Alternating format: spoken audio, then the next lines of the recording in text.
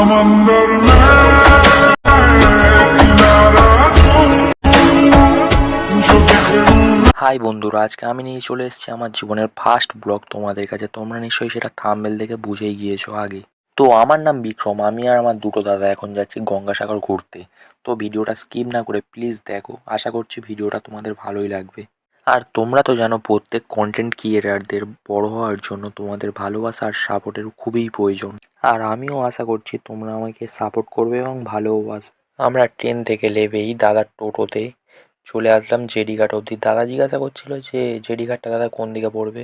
তো টোটো কাকুটা বলছিল যে সোজা গিয়ে বাঁ দিকে। আর এটাই হচ্ছে গঙ্গাসাগর যাওয়ার জেডি ঘাট। আমরা ছুটছিলাম কারণ সামনেই একটা লঞ্চ দাঁড়িয়েছিল। আর কি বলবো, কপালটা সত্যিই খারাপ, এমনিতে অনেক দেরি হয়ে গেছে, তার উপরে লঞ্চটাও মিস করলাম। সিরিয়াসলি বলছি, জাস্ট 30 সেকেন্ড আগে আসলে লঞ্চটা পেয়ে যেতাম, তাহলে আর এই লঞ্চটা আমাদেরকে পিছন দেখিয়ে চলে যেতে পারত। তারপর ওখানকার দু একজন লোক বললো যে কিছুক্ষণের মধ্যেই লঞ্চ আসবে, তোমাদের চিন্তা করতে হবে না। তারপর আমি ফোনটা এক জায়গায় দাঁড় করিয়ে রেখে ফটো তোলার পোজ দিতে লাগলাম। আমার দেখে দেখে দাদারাও চলে আসলো। তারপর আমি দাদাদেরকে বললাম, দেখো দাদা, তোমরা যদি না আমার একটা ভিডিও বানিয়ে দাও তাহলে আমি আর নেক্সট টাইম তোমাদের সাথে কখনোই আসবো না।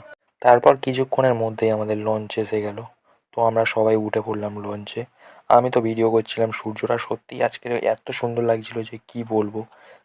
আর তোমরা শুধু এই সাইডটা দেখো, কতগুলো লঞ্চ এখানে দাঁড় করানো আছে, তোমাদেরকে কি বলবো। মিনিমাম কয়েকশো সাইডে দাঁড়িয়ে আছে। আর এই সাইডে দেখো, ওই সামনেটা তেল তুলছে ওখান থেকে। দাদা বলছিল যে একটু ভালো করে জুম করে ভিডিওটা কর। বললাম জুম করলে আমার ক্যামেরা অতটাও ভালো নয়, জুম করলে যে ভালোভাবে দেখা যাবে সেটা আমি জুম করিনি, জাস্ট নর্মাল ধরেছিলাম তোমাদেরকে দেখানোর চেষ্টা। আর সামনে যে বড় মতো ঘরটা, ওটা হচ্ছে এটা এখানকার থানা। আর দাদাদের কাছে যখন ক্যামেরা ধরলাম দেখলাম দাদা সাঁটাচ্ছে। দাদাকে জিজ্ঞাসা করলাম যে কী খাচ্ছ, দাদা কিছু উত্তরই দিল না। আর এটা তো একদম সমুদ্রের পুরো মাঝখানে, এখানেও তেল তোলা হচ্ছিল। আমরা জিজ্ঞাসা করলাম যে লঞ্চ চালাচ্ছিল, তাকে বললাম যে ওটা কি হচ্ছে, বলছে বলে ওখানে তেল তোলা হচ্ছে।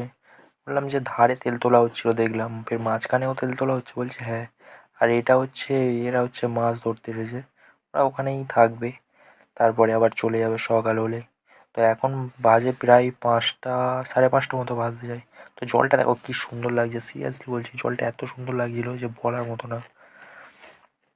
পুরো নীল কালার জল একদম, সত্যি জলটা অনেক সুন্দর।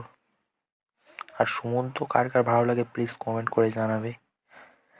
আমার তো সমুদ্র যেতে খুব ভালো লাগে, আর সমুদ্র দেখতেও।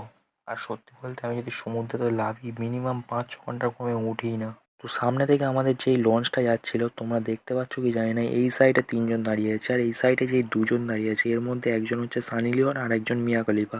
তারপর আমি এদেরকে হাত দেখালাম, কোনো পাত্তাই দিল না। আর কি করা যাবে, পাত্তা না দিলে না দিল, আমার তো বাল ছেড়ে যাবে না। যাই হোক, তোমাদেরকে এবার যেটা দেখাবো, এইটা দেখে তোমাদের কার কী মনে হচ্ছে জানি না, কিন্তু আমার তো দেখে জনি সিংসের 7 ইঞ্চি রডের কথা মনে পড়ে গেল। সত্যি এর মতো সোজা জনি সিংস দাদার। জনি সিংসের ভিডিও কার কার ভালো লাগে প্লিজ কমেন্ট করে জানাও। তো এটা হচ্ছে গঙ্গাসাগরের সেকেন্ড জেডি ঘাট। তারপর আমরা লঞ্চ থেকে নেমে আস্তে আস্তে হাঁটতে হাঁটতে গেলাম। তারপরে যাওয়ার পরে এটা দেখালাম যে গঙ্গাসাগর লেখা আছে ওখানে। তারপর গেট থেকে বার হয়ে আমরা চলে যাই ফুচকার দোকানে। তারপর দাদাকে মারা জিজ্ঞাসা করলাম, দাদা ফুচকাটা কেমন লাগে। দাদা কোনো মারা পাত্তাই দিল না আমাকে। তখন মারা সানি লিওন আর মিয়া খলিফা পাত্তা দিল না, এখন মারা দাদাই পাত্তা দিচ্ছে না। তারপর আমরা চলে আসলাম রাস্তার উপরে বাস বা অটো ধরার জন্য। মারা তারপর দাদাকে জিজ্ঞাসা করলাম, দাদা এই জায়গাটার নাম কি। দাদা বলছে মারা জায়গাটার নাম হচ্ছে কচুবেড়িয়া। ওরা এই জীবনের ফার্স্ট টাইম মারা এরকম কোনো নাম শুনলাম, কচুবেড়িয়া। জায়গার নাম শুনলে লোকের ওটা ধনও নেমে যাবে, কচুবেড়িয়া। লেওড়া কচু ধনে লাগলে তো চুলকাবে। তারপর আমি ভাবছিলাম হয়তো এসেই গেছি, কিন্তু না মারা, এখানে শেষ নয়, এখান থেকেও প্রায় 1 ঘন্টা করে গাড়ি চড়ে যেতে হবে। কি আর বলবো ভাই, গাড়ি চড়তে চড়তে গাঁড় ব্যথা হয়ে গেছিলো। রাত হয়ে গেছিলো বলে আমরা চলে এসেছিলাম ভারত সেবা আশ্রমে, কিন্তু এখানে এসে দেখি মারা ছাড়পোকা আর ছাড়পোকা। আর তোমরা কেউ যদি এই হচ্ছে আশ্রমে এসে ওঠো তাহলে একটু সাবধানে থাকবে, ছাড়পোকার থেকে প্রচণ্ড কামড়ায় আর প্রচণ্ড চুলকায়। তো আস্তে আস্তে আমাদের লেট হয়ে গেছিলো, সেই জন্য আর আমি মন্দিরের ভিডিওটা রাতের বেলা করিনি, দিনের বেলা করলাম সকালে। তো তোমাদের যতই কষ্ট হোক মন্দিরের সামনে আসলে না ওরমটা আর কিছুই মনে হবে না, সত্যিই মন্দিরটা এত সুন্দর কি বলবো। তারপর আমরা চলে আসলাম যে এটা হচ্ছে মেন মন্দিরটা, ওটা আশ্রমের মন্দির ছিল, কিন্তু এটা হচ্ছে মেন গঙ্গাসাগরের মেন মন্দির। এখানে তো কি বলবো, আরোই সিরিয়াসলি মারাত্মক লাগছিল, সামনে দিয়ে কতগুলো পায়রা উড়ে গেল দেখো। তারপর আমরা চলে এলাম সাগরের কাছে। সাগরটা না কি বলবো, জাস্ট ওয়াও। আর যারা যারা সাগরে গিয়েছিলে আগে কমেন্ট করে জানাও তোমাদের কেমন লেগেছে।